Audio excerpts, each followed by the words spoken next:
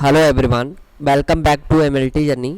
आई hope आप लोग अच्छे होंगे। तो Uttar Pradesh university of medical sciences की तरफ से आपकी रिक्वायरमेंट निकली हुई है, जिसमें आपकी एडवर्टाइजमेंट फॉर फैकल्टी पोजीशंस हैं। तो फैकल्टी की आपकी पैरामेडिकल साइंसेज में वैकेंसी अवेलेबल है। तो आप देख सकते हैं इसमें occupational therapy, optometry, physiotherapy, medical laboratory technique, radiology and imaging techniques, pharmaceutics और फार्माकोजेनिक्सी डिपार्टमेंट्स में आपकी वैकेंसीज अवेलेबल है। तो इसमें कौन कौन अप्लाई कर सकता है, तो आप देख सकते हैं इसमें मास्टर डिग्री वालों को ज़्यादा मौका दिया गया है।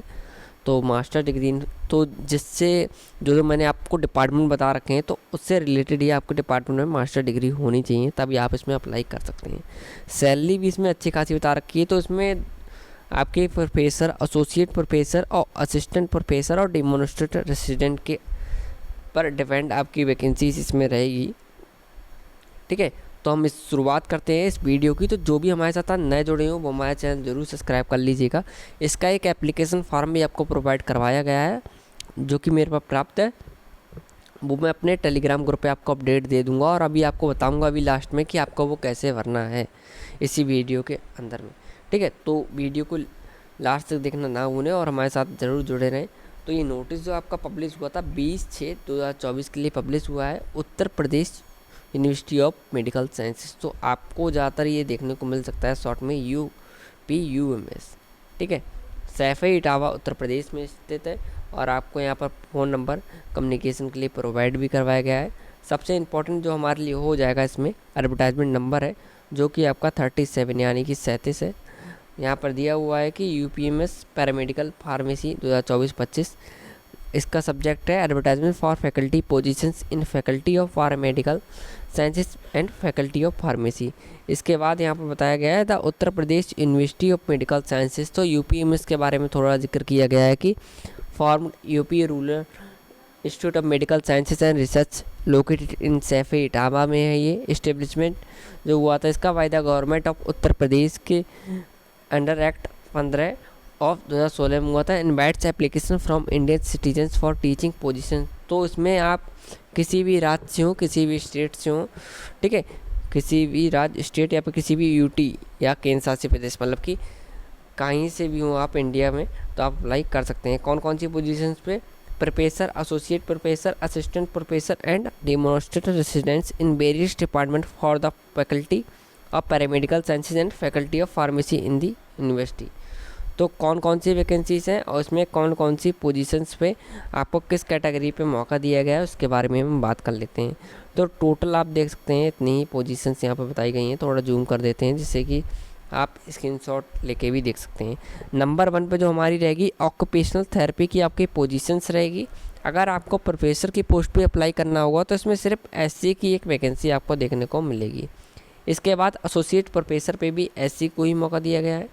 और डेमोन्स्ट्रेटर रेसिडेंट की बात करें 2 सीट है, इसमें एक सीट SC की है और एक सीट अनरिजर्व की है। तो एक सीट अनरिजर्व की जो सीट है उस पर हर कोई अप्लाई कर सकता है। ऑप्टोमेट्री की बात करूं तो अनरिजर्व की सीट पे ही सिर्फ मौका दिया गया है प्रोफेसर की पोजीशन पे। और असिस्टेंट प्रोफेसर पे एक सीट SC की है और एक सीट अनरिजर्व पे मौका दिया गया है। और फिजियोथेरेपी पे अगर आपको अप्लाई करना है तो OBC पे प्रोफेसर पे एक सीट पे सिर्फ मौका दिया गया है। एसोसिएट प्रोफेसर पे अनरिजर्व पे एक सीट पे मौका दिया गया है फिजियोथेरेपी में। तो आप देख लीजिए फिजियोथेरेपी में आपको मौका यहाँ पे दिया गया है। इसके बाद असिस्टेंट प्रोफेसर में एक सीट OBC की है और एक सीट आपकी अनरिजर्व की रहेगी। मेडिकल लेबोरेटरी टेक्निक्स की बात करें तो अनरिजर्व पे मौका दिया गया है, एक की वैकेंसी है। और यहाँ पर असिस्टेंट प्रोफेसर में एक सीट अनरिजर्व की रहेगी और एक सीट SC की रहेगी। रेडियोलॉजिकल एंड इमेजिंग की बात करें तो एक सीट प्रोफेसर पे SC की है यहाँ पर, और एसोसिएट प्रोफेसर पे OBC की भी आपको एक सीट देखने को यहाँ पर मिलेगी। इसके बाद में अनरिजर्व की सीट एक देखने को मिलेगी असिस्टेंट प्रोफेसर में, और असिस्टेंट प्रोफेसर पे ही आपको एक OBC की सीट देखने को मिलेगी। अब फार्मेसी में आप देख लेते हैं, इसमें आपको देखने मिलेगा कि फार्मास्यूटिक्स में आपको एक सीट SC की है, इसमें वो भी यहाँ पर एसोसिएट प्रोफेसर की है। इसके बाद फार्माकोजेनिक्सी में बात करें तो एक सीट अनरिजर्व की है इसमें। तो फैकल्टी ऑफ फार्मेसी भी यहाँ पर हो गई। तो टोटल आपको इतनी पोजीशंस आपको देखने को मिलती हैं। अब बात कर लेते हैं आपका यहाँ पर कि qualifications and experience for faculty of paramedical sciences में क्या रहने वाला है, तो सीरियल नंबर यहाँ दिया हुआ है, पोस्ट यहाँ पर है, क्वालिफिकेशन एंड एक्सपीरियंस यहाँ पर दिया हुआ है। ठीक है, तो 4 यहाँ पर अलग अलग पोजीशंस हैं एक डिपार्टमेंट में। तो देख लेते हैं इसमें आपके पास क्वालिफिकेशन क्या होनी चाहिए। जैसे कि बैचलर ऑफ ऑक्यूपेशनल थेरेपी की बात करता हूँ मैं यहाँ पर आपके पास, तो आप देख लीजिए ऑक्यूपेशनल थेरेपी पे आपको एससी की 2 सीटें दी गई थी, 3 और 1 अनरिजर्व की सीट दी गई है। और इसमें आपकी असिस्टेंट प्रोफेसर की वैकेंसी नहीं है, बट इसमें क्वालिफिकेशन दे रखी है। तो प्रोफेसर पे आप देख लीजिए, अगर आपको प्रोफेसर वाली सीट पे अगर अप्लाई करना है तो यहाँ पर आपके पास होना चाहिए मास्टर डिग्री इन ऑक्यूपेशनल थेरेपी के साथ में, जिसे हम M.O.T भी बोल सकते हैं, शॉर्ट में यहाँ पर बता रखा है M.O.T होना चाहिए। ठीक है, विद यहाँ पर आप देख लीजिए MSc बता रखी है OT के साथ में, बेहतर total 10 year of teaching experience आपके पास होना चाहिए in occupational therapy, out of which at least 2 year should be as associate professor पे पद पे आप होने चाहिए। तो आप देख सकते हैं यहाँ पे 10 साल का आपके पास एक्सपीरियंस मांगा है। डिजेबल देख लीजिए, higher qualification such as PhD होनी चाहिए, degree in any discipline of occupational therapy recognized by the UGC and published work of high standard of peer reviewed और UGC लिस्टेड जर्नलिस्ट। ठीक है, तो ये क्वालिफिकेशन अगर आपके पास है इन दोनों में से कोई एक सिंगल भी, तो आप अप्लाई कर सकते हैं प्रोफेसर की पोजीशंस पे। इसके बाद अगर आपको एसोसिएट प्रोफेसर की पोजीशन पे ऑक्यूपेशनल थेरेपी पे अप्लाई करना है तो मास्टर डिग्री मांगी है यहाँ भी इन ऑक्यूपेशनल थेरेपी के साथ में, और 8 साल का एक्सपीरियंस मांगा है। असिस्टेंट प्रोफेसर होने चाहिए एज आप या लेक्चरर, और डिजेबल में higher qualification including PhD degree in any discipline of occupational therapy UGC same दिया हुआ है, higher standard in peer reviewed और UGC लिस्टेड जर्नलिस्ट। तो अगर डिजेबल क्वालिफिकेशन है तो आपको परफॉर्मेंस और मिलेगी, अगर ये नहीं भी है तो भी आप अप्लाई कर सकते हैं, सिंगल वाली ऊपर वाली आपकी क्वालिफिकेशन चल सकती है। थर्ड है असिस्टेंट प्रोफेशनल ऑक्यूपेशनल थेरेपी की बात करें तो उसमें मास्टर इन ऑक्यूपेशनल थेरेपी को मौका दिया गया है, आपके पास होना चाहिए 55% के साथ में। तो एक और क्राइटेरिया यहाँ पे बढ़ता है असिस्टेंट प्रोफेसर पे, और an equivalent grade in a point scale wherever the grading system is followed करा गया है यहाँ पर। ठीक है, तो आप देख लीजिएगा। अब अगर आपको ऑक्यूपेशनल थेरेपी पे ही डेमोन्स्ट्रेटर असिस्टेंट की पोजीशन पे अप्लाई करना है, जिसमें आपकी वैकेंसीज भी अवेलेबल है इसमें। ठीक है, तो 2 वैकेंसी यहाँ पर अवेलेबल हैं, तो आपके पास होना चाहिए bachelor degree in occupational therapy, तो आपके पास सिंपल होना चाहिए BSc। ठीक है, ऑक्यूपेशनल थेरेपी के साथ में एक्सपीरियंस कुछ भी नहीं मांगा है आपके पास, तो आप अप्लाई कर सकते हैं, बहुत अच्छी अपॉर्चुनिटी है आपके पास। ठीक है, बैचलर वालों को मौका दिया गया है टीचिंग के लिए। अब बात कर लेते हैं, यहाँ पर आप कोर्सेज देख लीजिएगा B.OT। ठीक है, B.THO और BOTH यहाँ पर बता रखे हैं। बैचलर ऑफ ऑप्टोमेट्री में भी देख लेते हैं, तो यहाँ पर भी आपको सिर्फ 2 ही पोजीशंस के बारे में बता रखा है, प्रोफेसर और असिस्टेंट प्रोफेसर। तो यहाँ पर आप देख सकते हैं जिस पोजीशन के वैकेंसीज दी गई हैं सिर्फ उसके बारे में बता रखा है। तो बैचलर ऑफ ऑप्टोमेट्री में अगर आपको प्रोफेसर की पोजीशंस पे अप्लाई करना है तो इसेंशियल क्वालिफिकेशन है आपके पास मास्टर डिग्री इन ऑप्टोमेट्री और 10 साल का एक्सपीरियंस है एज अ टीचिंग एक्सपीरियंस होना चाहिए out in optometry, out of which at least 2 year should be as associate professor के पद पे आप 2 साल आप होने चाहिए, तभी आप अप्लाई कर सकते हैं। इसके बाद डिजेबल में क्वालिफिकेशन है higher qualification such as PhD degree in any discipline of optometry recognized by the UGC and published work of high stand in peer reviewed और UGC listed जर्नलिस्ट हैं। तो इन दोनों में कोई एक सिंगल क्वालिफिकेशन भी आपके पास है तो अप्लाई कर सकते हैं, अगर डिजेबल नहीं है तब भी अप्लाई कर सकते हैं, और डिजेबल है तो परफॉर्मेंस और मिलेगी, आपको अपॉर्चुनिटी मिलेगी। असिस्टेंट प्रोफेसर ऑप्टोमेट्री में अगर अप्लाई करना चाहते हैं तो एसेंशियल क्वालिफिकेशन है master degree in optometry with at least 55% marks, तो ये इंपॉर्टेंट है, और an equivalent grade in a point scale wherever the grading system is followed from a recognized university, तो अप्लाई कर सकते हैं। अब बात कर लेते हैं, आपके पास यहाँ पर फिजियोथेरेपी की पोजीशन रहेगी जिसमें पद आपके 3 बताए गए हैं यहाँ पर, तो कौन कौन अप्लाई कर सकता है तो देख लेते हैं। तो अगर आपको प्रोफेसर की पोजीशन पे अप्लाई करना है तो आपके पास एसेंशियल डिग्री होनी चाहिए मास्टर डिग्री इन फिजियोथेरेपी, जिसे हम MPT बोलते हैं, master of physiotherapist, MPTH, MTHP, MSc PT है आपके पास है, विथ टोटल 10 ईयर का आपके पास टीचिंग एक्सपीरियंस है in physiotherapy, out of which at least 2 year should be as associate professor के पद पे आप रहे हैं 2 साल, तो आप अप्लाई कर सकते हैं। और डिजेबल में क्वालिफिकेशन है higher qualification including PhD degree आपसे मांग रखी है, ठीक है। तो आप देख लीजिए फिजियोथेरेपी के साथ में, तो आप अप्लाई कर सकते हैं। असिस्टेंट करता हूँ एसोसिएट प्रोफेसर की, सॉरी, तो इसमें आपके पास मास्टर डिग्री फिजियोथेरेपी से मांगी, सेम एमपीटी, एमपीटीएच, एमटीएचपी और एमएससी पीटी। तो 8 साल का आपके पास एक्सपीरियंस होना चाहिए टीचिंग का, असिस्टेंट प्रोफेसर का या लेक्चरर का। डिजेबल में आपके पास पीएचडी डिग्री यहाँ भी मांग रखी है सेम। असिस्टेंट प्रोफेसर पे अगर आप अप्लाई करना चाहते हैं फिजियोथेरेपी में, तो आपके पास होना चाहिए मास्टर डिग्री इन फिजियोथेरेपी, ठीक है, M.PTH, M.THP और MSCPT MPT with at least 55% marks के साथ में, और an equivalent grade in a point scale आपके पास the grading system followed from recognised university आपका देखा जाएगा। और यहाँ पर आपका ज़्यादा एक्सपीरियंस वगैरह कुछ भी नहीं मांग रखा है, तो यहाँ पर असिस्टेंट प्रोफेसर पे एक्सपीरियंस नहीं मांगा है, तो अच्छी अपॉर्चुनिटी है। तो यहाँ पर अगर आपको मौका दिया गया है यहाँ पर असिस्टेंट प्रोफेसर पे, तो आपको 2 पोजीशंस में मौका दिया गया है। एक ओबीसी की आपकी पोजीशन यहाँ पर दी गई है, और आपकी यहाँ पर दी गई है एक अनरिजर्व की पोजीशन। तो इसमें तो हर कोई अप्लाई कर सकता है। इसके बाद bachelor of medical laboratory techniques के बारे में बात कर लेते हैं। यहाँ पर आपकी जो वैकेंसीज रहने वाली हैं, तो अनरिजर्व की भी है, एससी की भी है और रिजर्व की भी है। तो यहाँ पर आप देख सकते हैं 2 तो वैकेंसी इसमें आपके पास रहेंगी, ठीक है, 2 तो वैकेंसी यहाँ पर आपके पास रहेगी। देखिए, एक अनरिजर्व की है ये वाली, और एक अनरिजर्व की इधर है, एक एससी की है यहाँ पर, ठीक है। तो ध्यान से आप देख सकते हैं यहाँ पर आपको बताई गई है।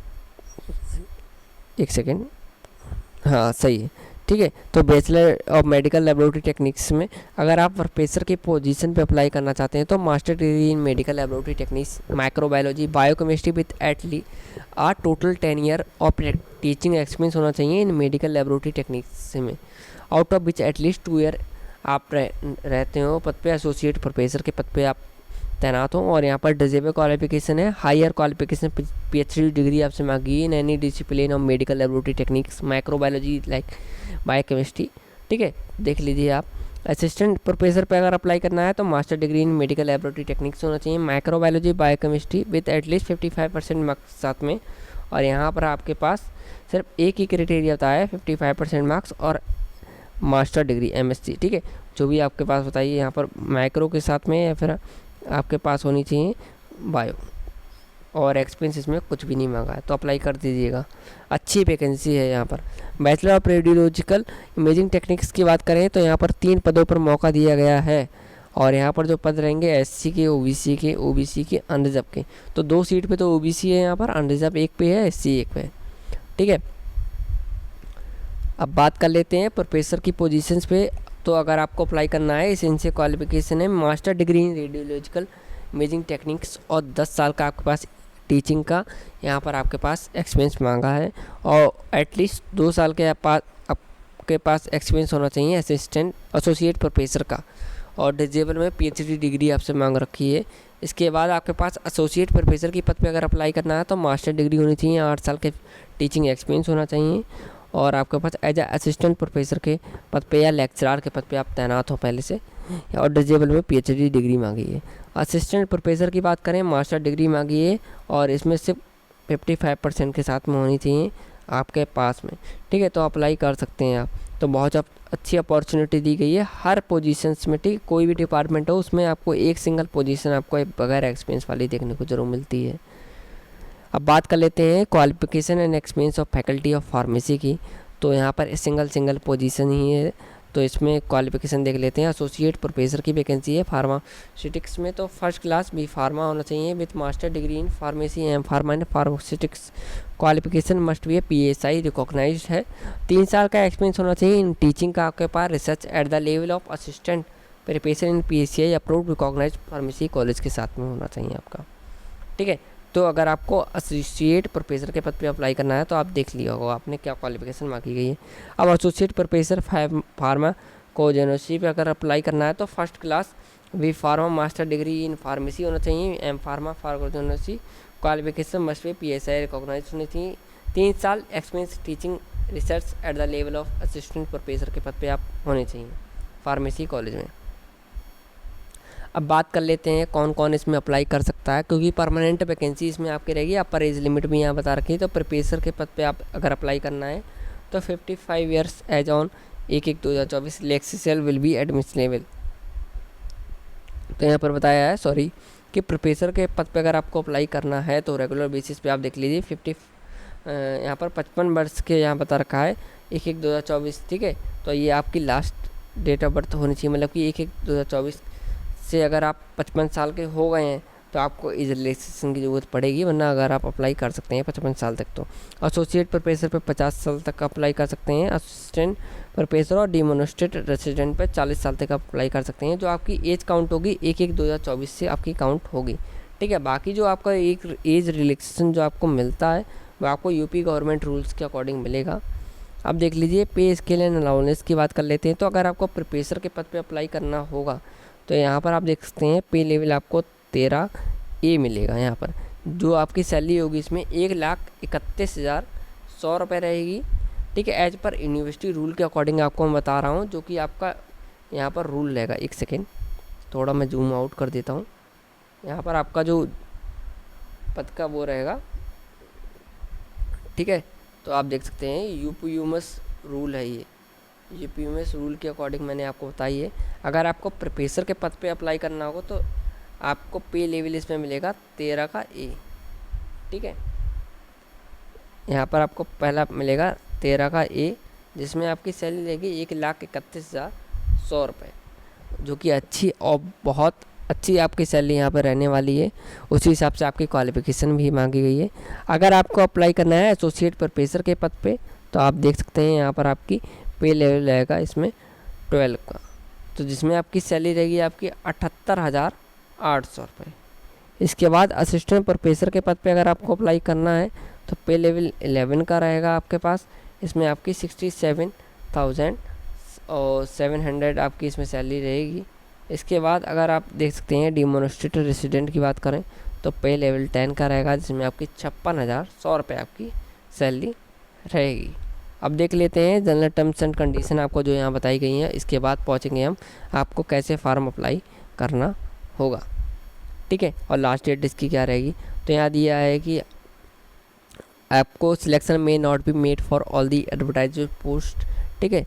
तो यहाँ पर attested copies of testimonials documents in support of age, तो ये सब डॉक्यूमेंट आपको लेके जमा करने होंगे, ठीक है। असिस्टेड कॉपीज़ होगी, जैसे कि आपकी 10th की मार्कशीट होगी, आधार कार्ड होगी, तो उस फार्म के साथ में आपको जमा करना होगा। सेल्फ असिस्टेड करके आपको आता भी होगा, हर पेज के नीचे साइन करके, कुछ भी हो जाए, ठीक है। तो असिस्टेड कॉपीज़ होनी चाहिए आपके पास।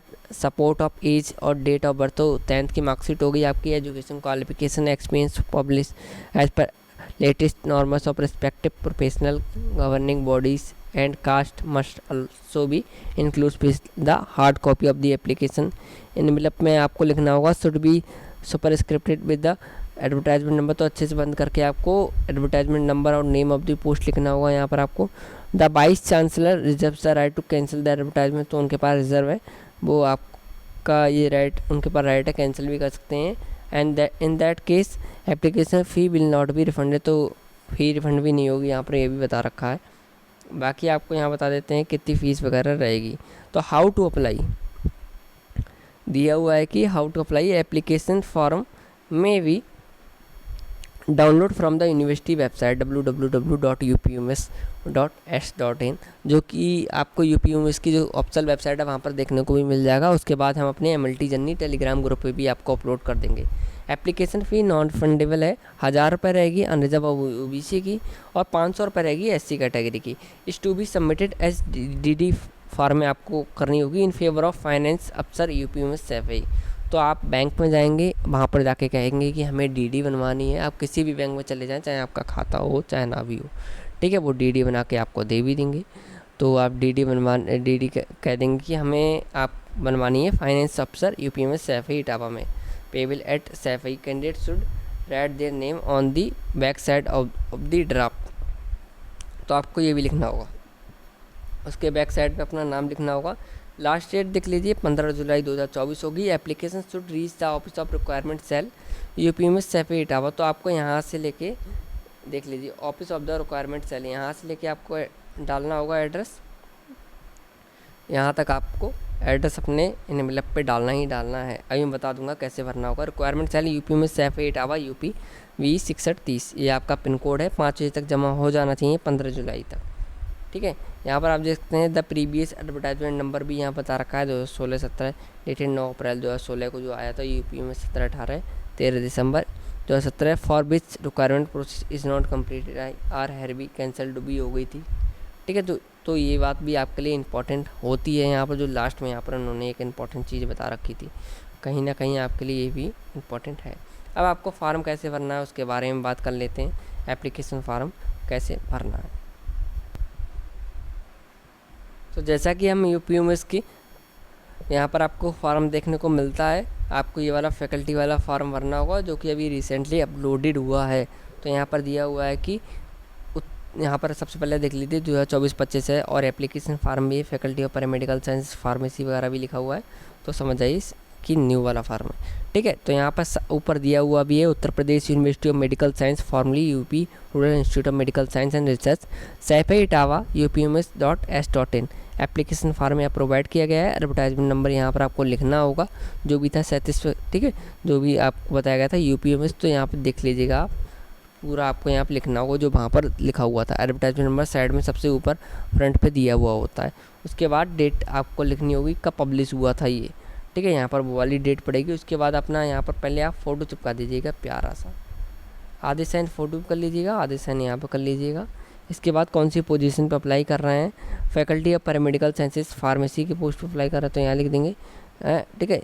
और डिपार्टमेंट स्पेसिफाइड ऑफ लिख देंगे। यहाँ पर DD नंबर लिखना होगा आपको, डेट कौन सी बैंक से बना है, अमाउंट रेस कितने आप पे करें, ये सब, ठीक है। Name in full block letters में आपके होने चाहिए यहाँ पर, और नेम ऑफ फादर या फिर शादी हुई तो फीमेल हस्बैंड नेम बनेंगी, ठीक है। ब्लॉक लेटर्स में होने चाहिए।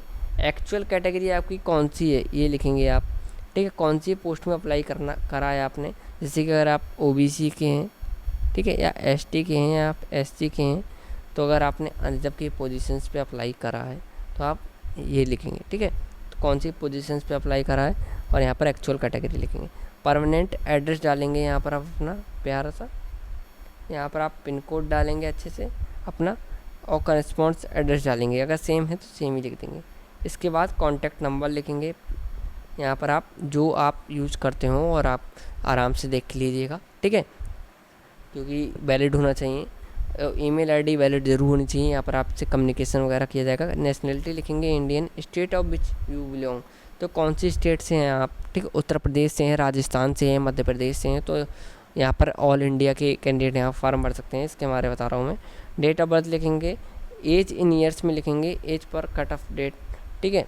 तो 1/1/2024 से आपकी काउंट होगी। यहाँ पर जेंडर लिखेंगे, मेल है तो मेल, फीमेल है तो फीमेल। मैरिटल स्टेटस लिखेंगे, अनमैरिड है तो अनमैरिड, मैरिड है तो married.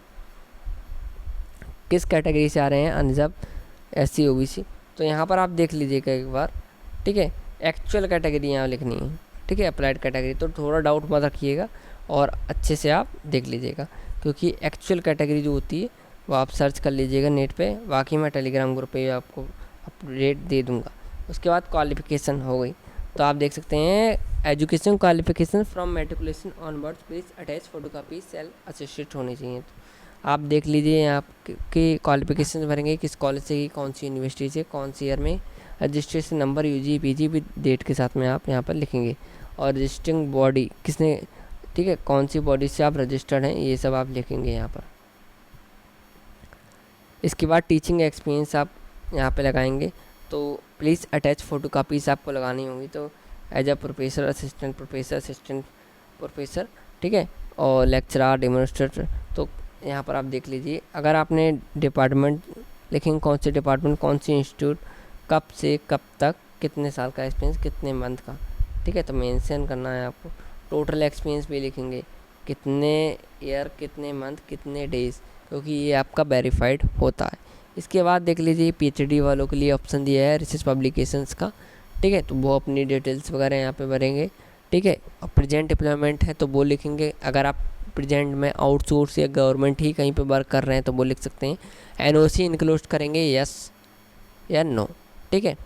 NOC no objection certificate होता है, आप प्रेजेंट टाइम में अगर काम कर रहे हो कहीं तभी आपको लिखना होगा, ठीक है। अमाउंट ये कितना आपने करा है इसमें, 1000 रुपये करा है, इस पर 500 रुपये करा है। एनी अदर इन्फॉर्मेशन, ठीक है, मेंशन कर सकते हैं आप। यहाँ पर प्लेस डाल देंगे, कहाँ से आप फॉर्म भर रहे हैं, डेट डाल देंगे, यहाँ पर आप अपने सिग्नेचर कर देंगे। हर पेज पे नीचे साइन कर दीजिएगा। इसके बाद आपके लिए अपनी 10th की मार्कशीट हो गई, 12th की हो गई, ठीक है, प्रोफेशनल क्वालिफिकेशन हो गई, MSc वगैरह जो भी मांगा था आपको, जिस डिपार्टमेंट से आप अप्लाई कर रहे हो। उसके बाद आपका आधार कार्ड हो गया, आपका कैटेगरी सर्टिफिकेट हो गया आपका, इसके बाद डोमिसाइल हो गया आपका, और आपका एक्सपीरियंस सर्टिफिकेट हो गया, ठीक है। तो इतने ही डॉक्यूमेंट्स आपके लिए ज़रूरत पड़ते हैं। अगर आप पहले से वर्क कर रहे हो तो NOC की ज़रूरत पड़ेगी, वरना नहीं ज़रूरत पड़ेगी। तो इन सब की फ़ोटोकॉपीज़ होनी चाहिए, हर पेज पे साइन होना चाहिए फ़ोटोकॉपी पे आपके, हर पेज पे, चाहे आधार कार्ड ही क्यों ना हो, ठीक है। इन सब के पीछे लगा देंगे एनवेलप जो होगा आपका, इस प्रकार का होगा लिफाफा जिसे, ठीक है। यहाँ पर लाइन खींचिए, अपना एड्रेस डालिए, यहाँ पर आप UP में इसका एड्रेस डालिए, यहाँ पर लिखिए कौन सी पोस्ट के लिए अप्लाई कर रहे हैं, ठीक है, और भेज दीजिए।